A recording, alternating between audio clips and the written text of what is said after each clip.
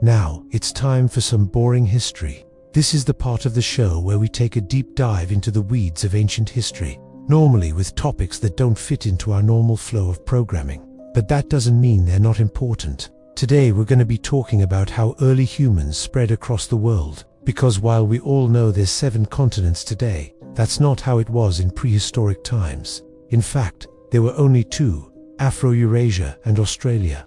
Antarctica wasn't a continent back then, it was just a big old ice cube.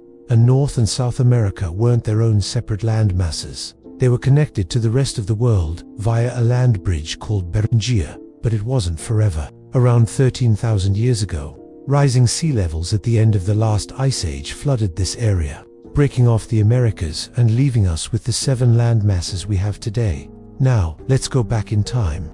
We re-gone start in Africa, where the oldest evidence of modern humans has been found, and we re-gone follow them as they spread across the world. Around 200,000 years ago, humans migrated out of Africa for the first time, but they didn't get very far. The oldest evidence of these humans has been found in Morocco, Algeria, and the Middle East, but for whatever reason, they died out. So it's not certain if they made it all the way out of Africa, or even left the Middle East. Our next known migration out of Africa started around 70,000 years ago, and eventually made it to India and Southeast Asia. This group would have encountered another human species, Homo sapiens, Neanderthal Serbians, or the Neanderthals. These guys were stocky, short, and strong with large brains. They used tools, hunted large game, and lived in caves. Their DNA can still be found in Europe, Western Asia, and even some parts of Northern Africa. But by 40,000 years ago, they went extinct.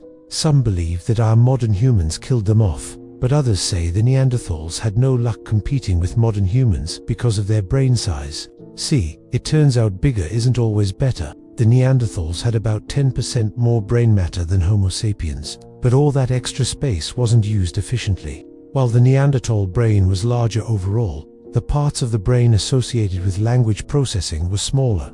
Researchers from the University of California compared the two by looking at fossils, and found that the Neanderthal brain had a superpowered visual system, which is why they may have excelled at hunting large animals. But at the same time, the modern human brain had a supercharged frontal lobe, which is why we can do stuff like plan ahead and talk. Our ancestors kept moving east, and eventually made it to Australia around 65,000 years ago. That journey would have taken them across the ocean to the island of Tasmania. From there, they would have walked across the low land bridge connecting Tasmania to mainland Australia.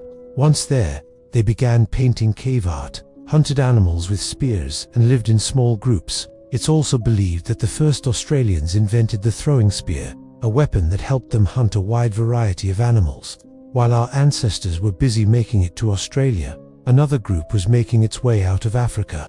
This group would head north toward the Middle East and eventually make it to Europe around 45,000 years ago. They are actually the group responsible for the cave paintings found in France and Spain, such as the famous Lascaux cave. While these humans did migrate throughout Europe, they never spread out very far. The furthest east they ever went was Iran, and the furthest north was Great Britain. The reason for this is simple: the weather. During the last ice age, most of Europe was covered in thick sheets of ice. The only place humans could survive during this time was along the southern coast and the eastern river valleys. It wasn't until the climate warmed up that they began exploring the rest of Europe. Another group of humans left Africa around 50,000 years ago and headed north into Western Asia and Eastern Europe. These humans would eventually split up. One group stayed in Western Asia and the other pushed on to what is now Siberia. The Siberian group would learn how to survive in freezing temperatures, develop new tools, and bury their dead. They were the first humans to do so. Their descendants would eventually become the first people to domesticate horses and use boats. They also gave the world Genghis Khan, if you're into that sort of thing. The last group of humans to leave Africa did so about 12,000 years ago. They followed herds of migrating animals into the Middle East and quickly spread out across the region. Some made their way to the mountains of Georgia, others traveled to the lowlands of Turkey. This group would have interacted with the earlier humans already living in the region and possibly competed with them for resources.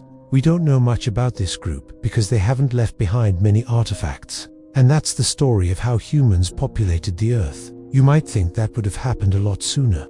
But when you consider that humans spent 200,000 years in Africa before migrating out of it, 12,000 years isn't that long ago. Hey, if you enjoyed this video and want to see more, please subscribe and leave your suggestions for future videos in the comments section.